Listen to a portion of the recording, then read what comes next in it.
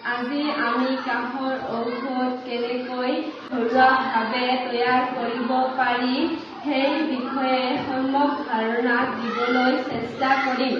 তিনিবিধ সহজলভ্য উপাদান যেনে তুলসী পাত, মধু আৰু আদাৰ ৰস এটা পাত্ৰত মিহলাই অতি সহজ উপায়েৰে কাহৰ ঔষধ তৈয়াৰ কৰিব পাৰোঁ আৰু ই অতিকৈ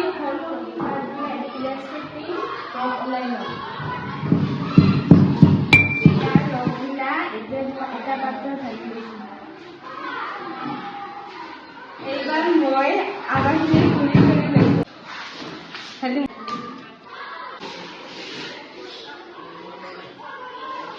হ'ল মধু, এইখিনি হ'ল আদাৰ ৰস, এইখিনি হ'ল তুলসীৰ ৰস। আমি এটা তিনিবিধ উপাদান এটা পাত্ৰত ভৰি লৈছোঁ।